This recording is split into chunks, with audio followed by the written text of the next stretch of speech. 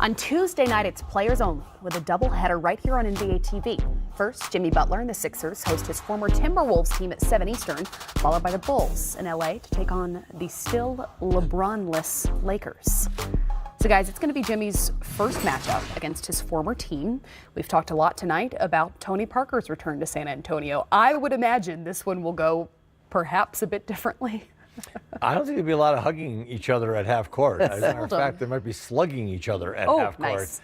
I'd like to see, the best matchup for me is going to be Towns versus Embiid. I just like big guys. They both are really skilled. But it'll be interesting to see Wiggins, who took the brunt of the practice screaming and yelling that Butler did when he came back, guarding him. And does Wiggins just kind of go like, you know what, this guy's not my teammate anymore. I'm going to try to tear him up and just attack him. Or did all that kind of browbeating that Jimmy did to the guy just like have him like, I don't want to play against this guy. I don't know. That's what I'm interested in seeing. I think that for the Wolves players, everybody was in there for that practice when he started cursing everybody out and yelling, you need me, you can't win without me. They're all going like, let's go show this guy that we can win without him. So I'm interested in seeing the Wiggins Butler they should match up a lot, but overall I love Karl Anthony Towns versus Joel Embiid. I like to see two big guys that can play, pass, move the ball, and so it'll be a fun game to watch. I'm looking forward to it already. We won't really be able to see obviously a fan reception yet, but the player reception will be an interesting one to watch. Well, the matchup with the big guys, because Towns is playing so well the last couple of weeks now, and Embiid will be challenged, obviously, by the youngster. But I don't know if it's in Wiggins' personality. And that's why, Kevin, you mentioned, I'm anxious to see, does he have that in his personality to go after somebody that called him out in front of the whole team, that wound up precipitating a coaching change, in essence. And then on the other side of it, is Butler going to come in and not shoot threes because he's on this movement right now of not shooting threes? We'll see what happens. A lot of subplots in this game. Well, it's hard. It's hard to be in the not shooting three movement in a three league. Just because so much of it is set up for you to take the three. Mike, you set up your offense, and that far guy in the far right corner, the ball, the plays on the left side. He's there, and the ball gets swung over to you late clock. Or you're just going to take a step inside the three-point line and shoot it. Well, he did it last game. I know. He didn't shoot any. I'm saying that it's just hard to be that. Like, I'm just going to be obstinate. I'm not going to shoot a three. It's really hard how the offenses are set up now because they're set up for that swing pass for the three. So that'll be interesting to see. Well, not only will Jimmy Butler face his former team, but Dario Saric, Robert Covington, Jared Bayless, they make their return as well. Coach Brett Brown has said that he gets emotional just talking about Dario, thinking about Dario. What will the return be like for him, a guy who once was considered to be the future of the franchise? I thought Covington and Saric gave those guys last year unbelievable big shots. They defended. They fit into that system, especially when Joel Embiid got hurt and they took him out and they started going small with Ilyasova and that whole small lineup. They won 16 in a row to finish the season. And I thought at that point, Saric had really found his home, that he was going to just play well. He played well in the playoffs, so that was a big piece. I mean, him moving, and Robert Covington might have been their just best defender, wing defender. So I think that. I'm sure Brett Brown, when you're a young coach, Brett's not a young coach, this is his first team. You remember those guys, man. They get you to the playoffs, you win 16 in a row, you win the first round against Miami. Those guys really meant something to him, and I'm sure it's hard to trade. I know it's hard to trade those type guys. Isn't the question, is the Jimmy Butler deal the same gamble that Toronto wound up taking, in essence, that you decided that you're going to go after a star, bring him in, and you hope that you can keep him at the end, because you mentioned those pieces. There's defense with Covington, there's rebounding with those two guys, there's three-point shooting with those two guys. That's all gone now to Minnesota. You did that to get Butler. If he walks, that's one of those big ifs. Right. It scares you, and I hate to say this, but there's already some stuff coming out of there that I don't like reading and just hearing about and stuff like that. So, that's a big gamble for them, and I know they want it to work. And for it to work, I think Philly's going to have to kind of get it together and start playing really good basketball. All year long, they've been teetering on playing good ball, like getting on a roll. There's so many teams at Eastern Conference have got to find their Celtics. Philly. They've got to find their footing and make a run this last 40 games. Well, and they wouldn't sacrifice the happiness of Joel Embiid in favor of the long-term contract for Jimmy Butler, right? If that's not a dynamic that seems to be working. So is the question that you're asking, do you give up Jimmy Butler and let him walk away rather than sacrifice having an unhappy Embiid? Yeah. Ooh. Well, that's a big question. Sure is. Because I was just going to ask Kevin, okay, back in the old days, Kevin, isn't there just too much talking going on right now within teams that wind up tearing teams apart rather than keeping them united and understanding it? We have something to say, we say it behind closed doors, and it stays there. Now it's just too much. To be fair, there's also significantly more coverage now than there was then. Yeah, There's but more you know what, coverage, though? there's social media. I couldn't agree more. Okay, say there you have your two reporters, which we had always with our team. Okay, if you said something to them, really, it was going to get in the paper. Believe me. Now it didn't go to Twitter, it didn't go all over the place, but it started there and it went around the league. Mike, every time there was a problem, as you're coaching, what was the first thing you do in the paper when we would go to the airport? You'd read it and you'd say, "Oh man, look at these guys are beefing." All this stuff happened. Yes, the spotlight wasn't quite as bright, but you kept it in-house. Like if you had something to say, you said it in-house. Now these guys feel so emboldened to come out and just say it to the media or to the world or whatever.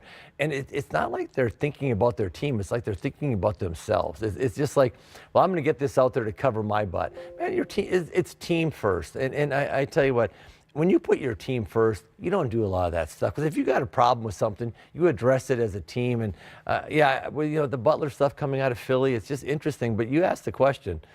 I would be hard pressed if I was in any part of that Philly organization to upset Joel Embiid to the point to where he's thinking about maybe not staying. Right. That kid is a unique talent and different. And I love Jimmy Butler. Don't get me wrong. I think that kid's really a player, but. Yeah, exactly. Yeah, you're right, Mike. It's Embiid's got a little bit more weight, if you ask me. So yeah, that's. I hate to even see this though, because basketball is played best. Man, when you have five guys out there without an agenda, or everybody has the same agenda, go win the game. Let's just go win this game tonight, and that's when it's fun to watch.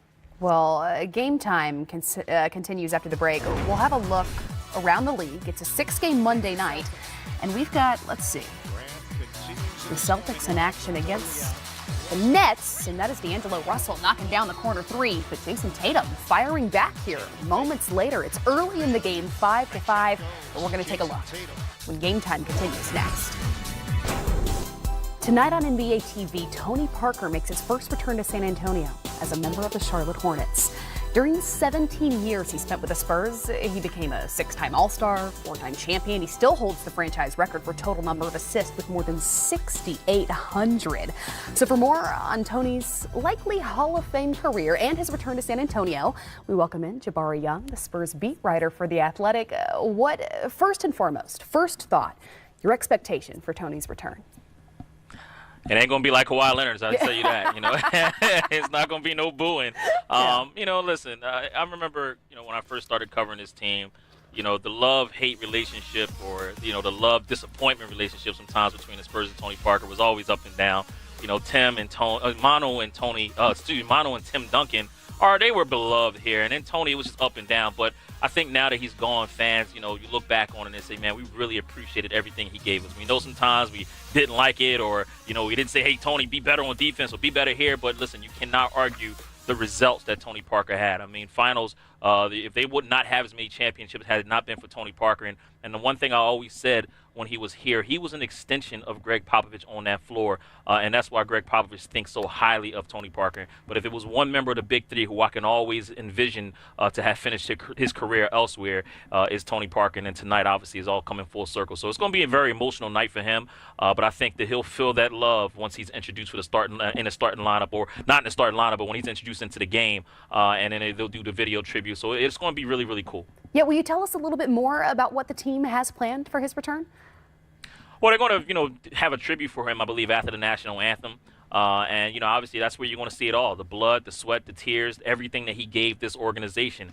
Remember the story? Tony Parker wasn't even supposed to be a Spur. When Greg Popovich first saw him, he cut him. He didn't think he had it in him. So, Tony got back into that tryout in that workout before the draft, and, that's when he sold Greg Popovich. And then look, his first season, he got tossed right in the starting lineup. So, it's one of those relationships where you look back on it, you say, man, that was really, really special now that it's all said and done. But Tony, he still lives here. His family still lives here, his wife and kids. So that at the end of the day, when it comes time to retire, he's going to be right back here in San Antonio, and it ain't going to be no time until that jersey is hanging up in the rafters. What stands out to you, though, about that relationship between coach and player, as we've heard Pop reflect on that relationship in these last couple of days? Well, what stood out is that, they always had that type of father-son relationship. Obviously Tony has his real dad. His real dad is here tonight. I just got finished talking to him. But, when it comes down to, point guards and head coaches, the point guard and the head coach should always be on the same page because, again, the point guard is the extension of the head coach, on the floor. So, I think Greg Popovich trusted Tony Parker right away to handle those responsibilities. And then you go all the way back to remember when the Spurs they were thinking about and flirting with going to get Jason Kidd, and Tony Parker, he was hot. He was like, look, haven't I done enough? And I think that kind of sparked him to take it even another level. And we've seen over the years what he's meant to this organization. I mean, listen, one time this guy led the league in points in the paint as a point guard. That's kind of unheard of. So it was very, very special. And again, I'm looking forward to when he's finally introduced and the reaction that he's going to get. It's going to be really, really special. And I think you'll really feel that love from the Spurs fans, the Spurs themselves, onto Tony Parker, a man who's helped them capture 4 of those 5 championships up there. Because Tony himself has admitted that he didn't think he would finish his career elsewhere. Do you think that perhaps this could be the night that not only Tony but the franchise and the fans have needed somewhat to celebrate what's behind and fully embrace what's ahead? Yeah, I mean, I don't think they wanted it to come down to this. I think in the back of everybody's minds, Tony would have loved to have finished his career here, and the Spurs would have loved for him to finish here as well. But, when you have young talent and a guy like DeJounte Murray, you can't hold him back. And it was so interesting. The way Tony Parker came is almost like the way he left. He got put into that starting lineup. Antonio Daniels was taken off the court, and Tony was given that job. And now you got a young cat coming up in DeJounte Murray who said he was too hungry. You saw it. You see the skill level here. He's ready, and then it was just time. And even Tony Parker and Greg Popovich said, listen, this was Tony's idea. He came and said, listen, this is his time now. Go ahead and give him that opportunity. But in the back of his mind, Tony still feels like he wants to play. And in talking to Nick Batum this morning, he's like, listen, he's having fun. He needed this change of scenery, just kind of 1 year to just teach everything that Greg Popovich and the Spurs taught him and pass it on to these young guys here in Charlotte. So, again, you'll see it all come full circle tonight. You'll see that love, that emotion, that appreciation, most of all, of how the Spurs really appreciated everything that Tony Parker gave. Again, 3 of those 5 championships, it does not happen without Tony Parker on that floor. Well, excellent work as always. You guys can find Jabari's coverage in The Athletic and on social media at Jabari J. Young. Thanks for taking the time, friend. Thank you. Appreciate it. Tony himself said that he knew where the visitors' locker room was, but that it was different to walk in that direction. Do you remember feeling that way, ever finding your way around for the first time to anywhere else in the arena? Absolutely. First time I went into the visitors' locker room was when I was with the Minnesota Timberwolves, and I walked in there. Wow! I didn't even know where I was. Never. Wow. Never went down there once. Never. I don't think I ever crossed a certain point in the hallway. They were just farther down the hallway. I never went there. I stopped at our place and went in the court. I walked in. I looked around. And I went like, "This is where we put the opposing team." It was not a rat nice. hole. It was really terrible. I was It like, was. Yes, it was. It really was, wasn't it? Yes, it was. I was shocked. I was like, really? And very cold, but very warm for this playoff time. And I chuckled. That was the first time I'd ever been in there. So, so you find out new things about the place you worked for 13 years. That's funny. Do you agree that there's been a love-hate relationship with Tony over the years? Because you knew that Timmy was so beloved by all, not only the franchise, but the fans as well. Same thing with Manu. But it's interesting to hear the differing perspective that perhaps that wasn't always the relationship with Tony and his fans. Well, let's not forget that besides Tim and Manu, there was a guy named David Robinson. Mm-hmm. Okay, so that he was pretty good also. Yeah, so they loved him. David's there, who they love, and then Tim comes in, who they love, and Manu, is a favorite. So, and Tony comes in as a 19-year-old. So, you got to wait your turn. You're that next child in line. You got to wait your turn. Yeah, and I think what happened too is that, Tim was always just rock steady, even his rookie year, didn't make mistakes and stuff. I think Pop's kind of got with Manu, like, the more I coach him, the worse he gets. I'm just going to have to just let Manu go. Yeah. And he's going to do some stuff that's going to, just make me just want to jump up and down, but I'm just not going to do it. So Tony got the brunt of all of that stuff. So Tony was kind of, Pop's got on Tony a lot. Like, watching him and just watching that whole dynamic. There were a lot of times Tony caught the brunt of Pop's anger because he didn't say much to Timmy and Manu. But I think through all that, he became a better player. As we talked about, he made mistakes early. And his game was kind of ratty. His jump shot wasn't there, and he took some shots and did some stuff. But slowly but surely, Pops just kind of molded him and just kept him going in this direction, but taking his game from here to here. Talked about him being leading the paint, or leading the league in paint points. That guy could finish around the rack. He was an amazing finisher of the basketball for a little guy in there. But yeah, so I think sometimes his road is a little bit more rugged than Tim and Manu's, and probably he had more. I can tell you what, he had more headbutting with Pops than any of those guys did. And what's funny is I was in San Antonio just a couple of weeks ago, and Coach Pop told us prior to our TNT broadcast that Tony had called him recently and said that he was way too easy on the young guys. He's like, that's not how you treated me. What's happened here? Softened up a little bit. Remember, early on when he first came in to join that team, Pop molded him into running the show and get the ball to these other people. Because on that same team, besides David Robinson, Tim Duncan, you still had Smitty, was on that team back then. Steven Jackson was on the team back then.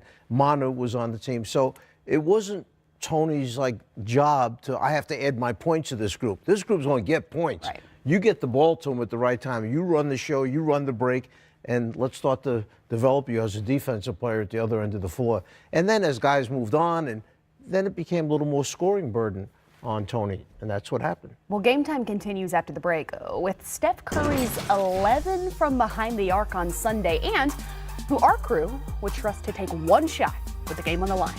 Don't go away.